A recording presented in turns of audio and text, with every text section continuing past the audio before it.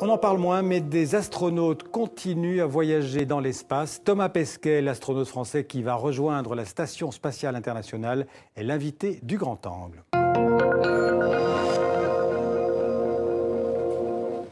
Bonjour Thomas Pesquet. Bonjour. Alors, vous êtes donc le nouvel astronaute français. Vous dites astronaute ou spationaute? On dit plutôt astronaute. C'est vrai que le terme consacré français, c'est spationaute, mais nous, on a été recrutés au niveau européen. On parle beaucoup anglais, donc on a commencé à dire astronaute. Donc on va dire astronaute. Alors, vous envolerez donc le 15 novembre pour la mission Proxima à bord d'une fusée Soyouz de Baïkonour. Alors, vous allez rejoindre l'ISS, la fameuse Station spatiale internationale, qui tourne en orbite de la Terre, environ 400 km d'altitude, je crois. C'est ça. Vous serez 3 à bord de Soyouz. Il y aura avec vous l'américaine Peggy Whitson et le russe Oleg Novitsky. Alors d'abord, un mot sur vous, Thomas Pesquet. Vous avez un parcours déjà bien rempli. Vous avez 38 ans.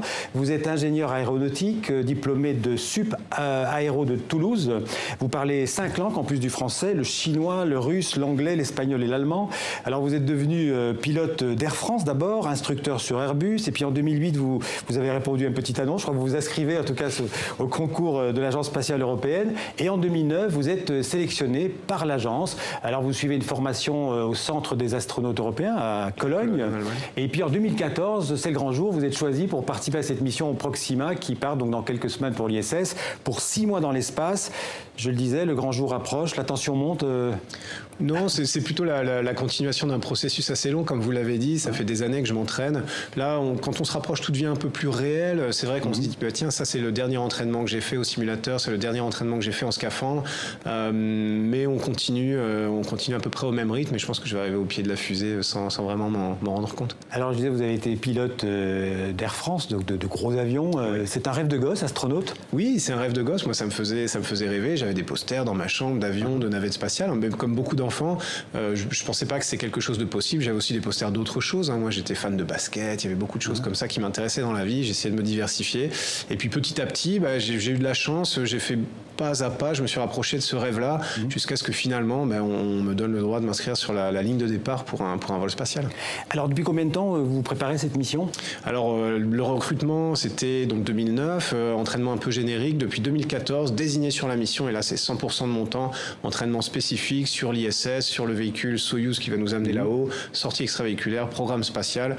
Il y a évidemment beaucoup de choses à faire, et ça va m'occuper jusqu'aux derniers instants, jusqu'au 15 novembre. Et ces préparations, j'imagine, à la fois physique, technique, technologique? Bien sûr. Alors l'ISS, c'est scientifique. Oui, scientifique. L'ISS, c'est sans doute l'objet le plus complexe qui ait jamais été construit par l'homme dans un environnement extrêmement difficile. Donc il faut tout savoir par cœur aussi parce qu'on est amené à réparer, à maintenir la station. Il faut s'entraîner au pilotage du vaisseau Soyouz. Alors justement, là, je crois on voit des images dans le vaisseau Soyouz. Tout à fait. Là, c'est au simulateur à la Cité des Étoiles. Donc on voit, on est en scaphandre, on répète des scénarios de départ et on a vu départ de feu. Malheureusement, on se prépare aussi à faire face à ce genre de phénomène. Alors justement, quel sera votre rôle d'abord dans le vaisseau Soyouz? Dans le vaisseau Soyouz, je suis le copilote, c'est-à-dire que le commandant de bord, c'est toujours un russe, ce sera mon collègue Oleg Novitsky, parce que c'est un vaisseau russe, Soyouz, traditionnellement. Le copilote, lui, partage la gestion du vol avec le commandant de bord. Il est qualifié de la même manière pour le pilotage manuel, le rendez-vous, la rentrée atmosphérique, donc on s'entraîne en centrifugeuse, en simulateur. Ça ressemble un peu à ma vie de pilote d'avant. Alors là, on voit des images tournées dans la station. Alors la station spatiale, c'est grand, je crois que c'est plus de 110 mètres de long. C'est immense, oui, c'est 110 mètres sur 70 mètres à peu près. La surface intérieure, c'est grand comme un Boeing 747. Il y a 13 modules différents, donc c'est un terrain de jeu, c'est vite dit, parce que terrain de travail, on va dire, formidable pour tous les astronautes. On a des modules qui sont des laboratoires, des modules de vie, comme on le voit en ce moment, avec nos couchettes individuelles. On a notre salle de sport, on a la porte de sortie où on entrepose nos scaphandres pour aller faire des sorties extravéhiculaires. C'est notre nouvelle maison qu'il va falloir apprivoiser. On va en reparler de ces sorties, mais là on voit toujours l'apesanteur. Vous êtes déjà entraîné à l'apesanteur? On s'entraîne comment? Dans une piscine? Alors oui, pour les sorties en scaphandre, on a dans une immense piscine de 10 mètres de large, d'à peu près 100 mètres sur 50 mètres, on a l'extérieur de la station qui est recréé. Et là, nous, on est en scaphandre. Un scaphandre, c'est lourd, c'est 150 kilos à peu près. Donc avec la flottaison, on simule le fait d'être en apesanteur à l'extérieur de la station. Et on va se déplacer, installer des équipements scientifiques, faire des réparations à l'extérieur de la station. Pour l'intérieur de la station, on peut pas vraiment se préparer. On peut faire des vols paraboliques qui nous donnent 20 secondes, 22 secondes d'impesanteur, mais ça prépare pas à passer 6 mois à voler comme ça au-dessus du plancher des vaches. Alors 6 mois, je le disais, donc quel sera... Alors il y aura 300 expériences. Quel sera votre rôle d'un point de vue scientifique? Alors d'un point de vue scientifique, faut voir que la station spatiale, c'est vraiment deux choses. C'est la continuation de l'exploration spatiale, c'est une étape importante, nécessaire, mais on a appris à maîtriser l'orbite basse terrestre en coopération avec nos différents partenaires internationaux. Et puis on va aller de plus en plus loin. Il a fallu faire la station pour apprendre comment aller vers Mars. Et ça, c'est un but clairement avoué du partenariat international. C'est aussi un laboratoire où on sert des propriétés de l'impesanteur pour accéder à des résultats qu'on n'a pas sur Terre. Donc pour ce côté laboratoire, nous les astronautes, on sera opérateurs. Les expériences scientifiques sont imaginées par des scientifiques sur Terre et elles sont mises en musique par les agences spatiales et elles sont réalisées par les astronautes en liaison avec le centre de contrôle. Alors j'en ai vu quelques-unes qui vous concernent directement. J'ai vu sur le ballottement des fluides dans les réservoirs. J'ai vu sur l'eau potable aussi à bord de la station. Il y a des études là-dessus. J'imagine que ça va servir à ceux qui vont vous suivre. Bien sûr. Alors ça va servir. La science spatiale, c'est toujours un peu la même chose. C'est des technologies ou des techniques dont soit on a besoin pour le vol spatial ou qu'on des applications directes pour la Terre. Donc cette expérience sur l'eau potable, ça va nous permettre à nous de maintenir la qualité de cette eau dans un environnement difficile. Et puis ça s'applique clairement pour le traitement de l'eau, pour des populations en danger, des crises sanitaires, des choses comme ça. Alors pendant qu'on se parlait, je voyais qu'il y avait tous les astronautes européens qui défilaient. Je voulais vous en parler plus tard, mais on peut en parler maintenant. Les astronautes, évidemment, on pense d'abord aux Américains et aux Russes, mais il y a une trentaine déjà d'astronautes européens qui ont volé dans l'espace. Oui, bien sûr. Mais l'Europe était là depuis les débuts de la conquête spatiale. D'abord au titre de nations individuelles, la France, l'Allemagne, l'Italie. Ensuite, sous l'égide de l'Agence spatiale européenne. Donc on s'est tous mis d'accord.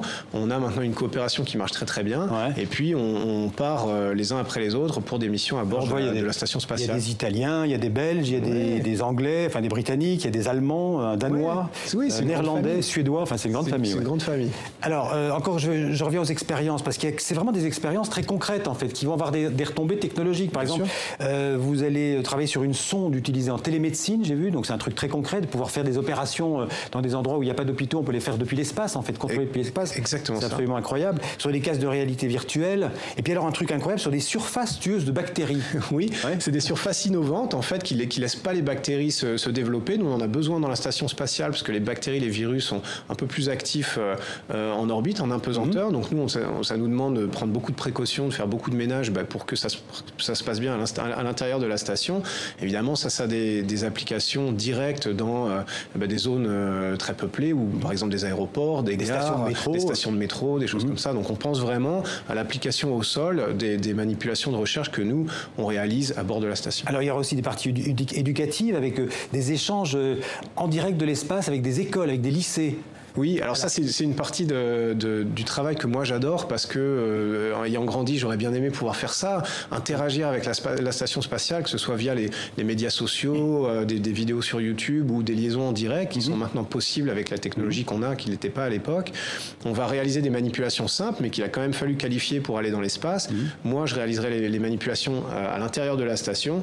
En même temps, sur Terre, des lycéens, des collégiens réaliseront les mêmes expériences sur Terre. On pourra comparer nos résultats, puis ça permettra de parler de concepts de physique, de biologie. Des cristaux, des enzymes, tout ça. Oui, voilà, tout ça. Donc c'est une manière d'intéresser les jeunes. Je pense que c'est important aux carrières scientifiques et techniques. Mais ce qui est important de dire, c'est que ces expériences, elles sont très concrètes. Elles vont avoir des retombées, parce qu'on pense toujours que l'espace, à quoi ça sert. Mais en fait, là, on a des exemples concrets. Bien sûr. Et tout ce qu'on fait, on n'envoie pas des expériences dans la station spatiale juste pour se faire plaisir. Enfin, moi, si j'irais juste pour me faire plaisir, mais malheureusement, c'est pas comme... Enfin, malheureusement, heureusement, pardon, c'est pas comme ça que ça se passe. On a des expériences en médecine. On se sert des astronautes comme cobayes. On regarde ce qui se passe dans leur système nerveux, dans leur cerveau, pour s'adapter. Ça, c'est important parce que si on veut 3 dimensions. Voilà. Et on regarde ensuite sur des résultats qui sont déduits de ces études. Ça nous permet d'adapter les traitements pour les gens qui ont des pathologies neurologiques ou sensimotrices, des choses comme ça. Donc vraiment, c'est appliqué. Ça, c'est pour la médecine, par exemple. Mais aussi, par exemple, on dit que si on veut faire des vols de très longue durée, il faut savoir comment le corps humain réagit. J'imagine que 6 mois dans l'espace, ça a des effets sur le corps humain. Bien sûr, ça a des effets sur le corps. Votre corps va changer, il va s'allonger. Le corps va changer, on va grandir un peu, la colonne vertébrale se détend, comme ça, il faut faire attention en rentrant sur Terre, c'est risque un peu de sciatique dans les premières semaines. Le volume des fluides se répartit harmonieusement, le cerveau s'adapte, c'est fascinant de voir ça. Il y a des capteurs qui marchent plus, l'oreille interne donne des informations erronées sur le haut, le bas, donc au début on est un peu malade. Puis le cerveau apprend à couper certains capteurs, à en changer d'autres, il refait des connexions qu'il ne faisait pas avant. Et ça nous permet d'apprendre énormément sur comment marche le cerveau, et puis on applique tout ça dans la médecine. Mais donc dans l'état actuel de notre technologie, c'est quand même une limite à des vols au-delà du système solaire, j'allais dire. On est quand même limité par la durée, par le temps. Bien sûr, on est limité par le temps, et on y travaille. Il y a plusieurs manières de contourner cette limitation-là. Ce qui marche le mieux, ce serait de réduire le temps de la mission, évidemment, et ça implique de travailler sur la propulsion. Si on peut voler beaucoup plus vite, les durées de voyage deviennent beaucoup plus courtes, les durées de rayonnement reçues par les astronautes, ça aussi c'est un peu problématique, sont moindres, les modifications physiologiques sont moindres, et tout d'un coup la mission, on se rend compte qu'elle peut marcher. Donc il y a des technologies clés comme celle-là sur lesquelles les agences, l'Agence spatiale européenne, la NASA et d'autres travaillent en priorité. On sait à quelle vitesse va un engin spatial dans l'espace? Alors, la station spatiale, nous, on tourne à 28 000 km/h à peu près autour de la Terre. C'est la vitesse dont on a besoin pour simplement pas retomber. Imaginez lancer une balle de tennis.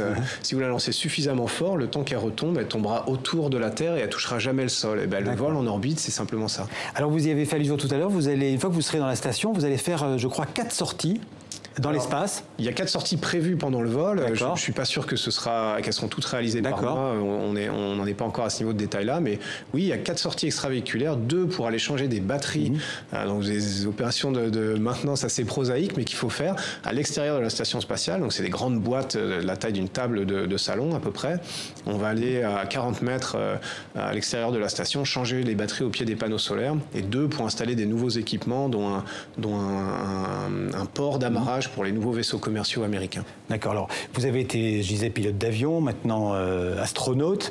Vous avez envie d'aller... Vous avez d'autres rêves spatiaux? J'ai lu que vous... Peut-être Mars, un jour? Oui, Mars, c'est le rêve d'un peu tout le monde. Quand je regarde mes collègues dans le corps des astronautes européens, on est tous un petit peu explorateurs. On a envie d'aller là où personne n'est jamais allé. C'est ça qui motive un petit peu.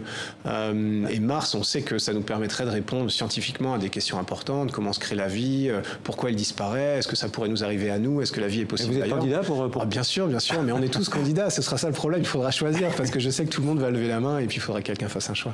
Bon, avant d'aller sur Mars, donc je vous souhaite un bon voyage sur la station. Merci beaucoup. Bon travail. Merci Thomas Pesquet de passer dans le 64 minutes pour parler de cette magnifique mission donc dans la station spatiale internationale. Merci à vous. Je vous en prie.